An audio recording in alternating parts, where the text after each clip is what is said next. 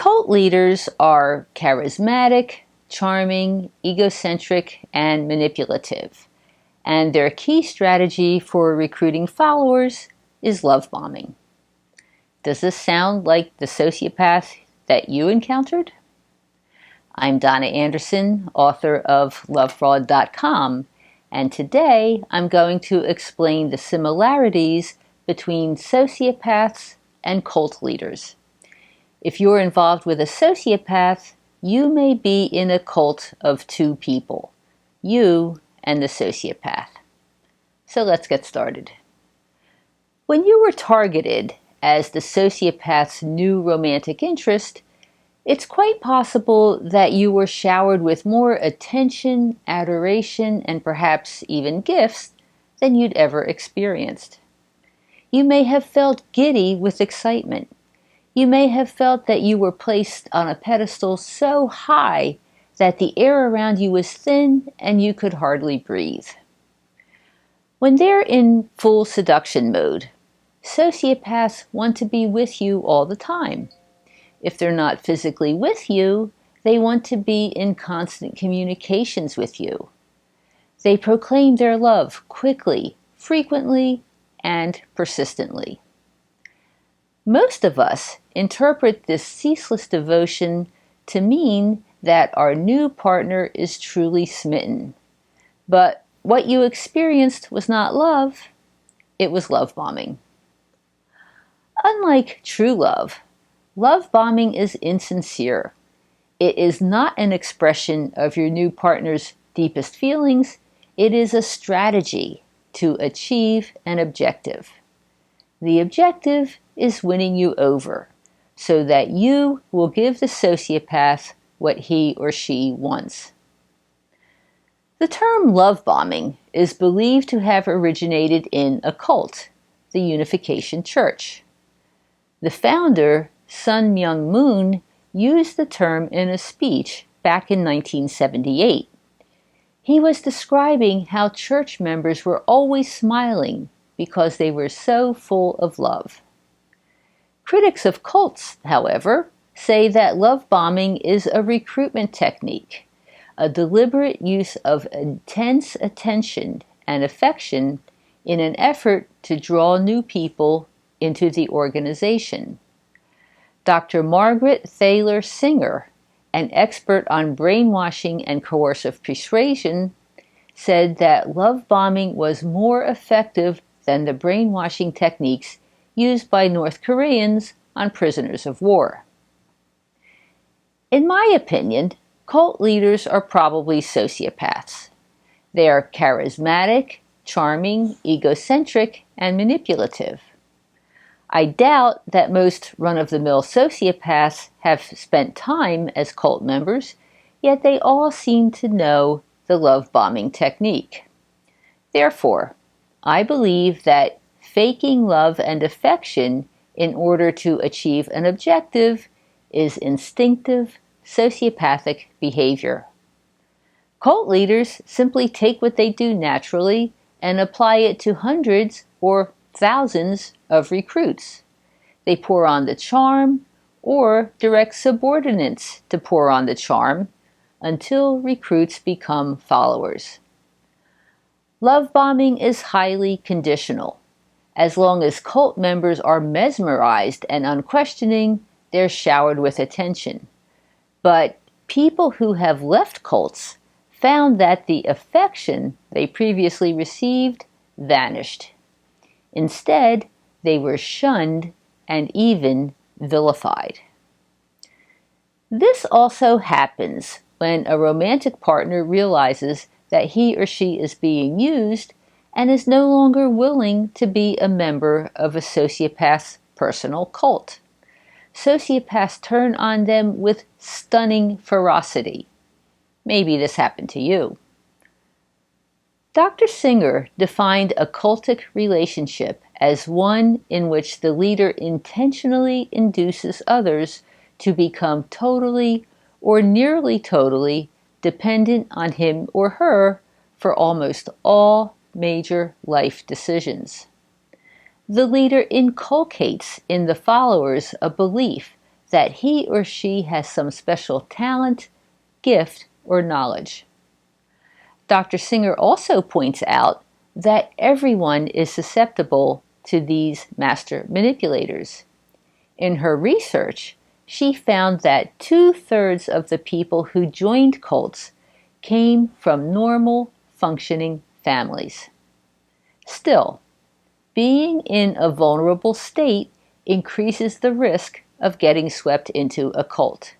So, what kind of vulnerabilities? Maybe you're seeking companionship, or looking for a sense of meaning in your life, or experiencing a transition or loss. Depression makes you especially vulnerable.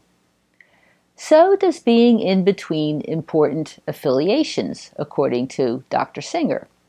That means you're not engaged in a meaningful personal relationship, a job, educational training program, or some other life involvement.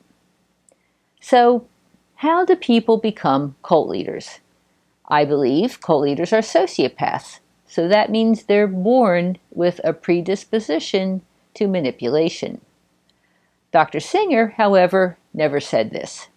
She never suggested that cult leaders are disordered individuals who are exhibiting their natural disordered behavior. She does call them con artists and says that their prime skills are persuasion and manipulation. She wrote that there is no end to the ways a person can learn to manipulate others, especially if that person has no conscience, feels no guilt over living off of the labor and money of others, and is determined to lead. These, of course, are the traits of a sociopath. So, how do they learn what to do? Dr. Singer believed successful cult leaders monitor, observe, and learn from what they try, and revise their strategies as needed. Another expert, Steve Hassan, who was once in a cult himself, says cult leaders engage in mind control. He defines mind control as any system of influence that disrupts an individual's authentic identity and replaces it with a false new one. People involved with cults often undergo radical personality changes. That's what Hassan means by the false identity. This also happens to people involved with a sociopath. I've heard from many family members of victims who say that they don't recognize the person anymore. You may have felt this about yourself. So, how does this happen? Well, Steve Hassan developed a model to explain how cult leaders draw people in, and his model has the acronym of BITE, B-I-T-E. He explains that the sociopath or cult leader exert control over behavior, information, thought, and emotion. That's the B-I-T-E of BITE. Behavioral control means regulating a person's physical reality, where you live, what you eat, what clothes you wear, what you can do, whether you can work, who you can talk to. This is exactly what many people involved with sociopaths have experienced. Information control means withholding facts or providing false information. Sociopaths are experts at this. The key strategy for information control by both cult leaders and sociopaths is deception. Thought control means indoctrinating the victim to accept a cult's teachings. In the case of a sociopathic relationship, it could mean convincing you to accept and believe the sociopath's story. Emotional control means manipulating and narrowing the range of the victim's feelings. This is accomplished through instilling fear and guilt, although you usually don't realize that fear and guilt are being used to control you. Another method of emotional control is keeping people off balance through alternating good and bad treatment. You're praised one minute and raged at the next, which fosters dependence and helplessness. Maybe you experienced this. A common misconception is that people who fall for cult leaders or con artists are stupid or weak. I know that's not the case.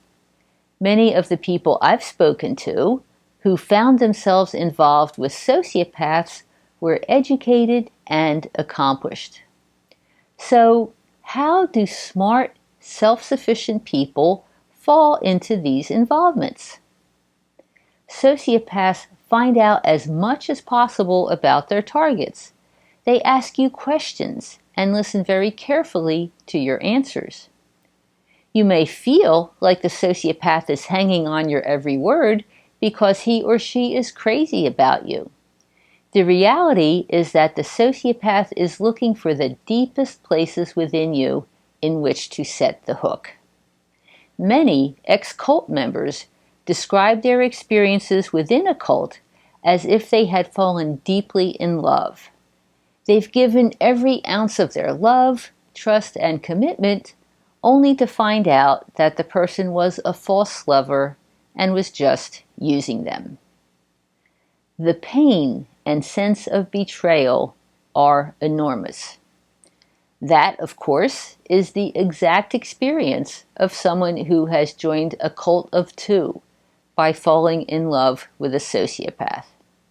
Maybe this explains what happened to you.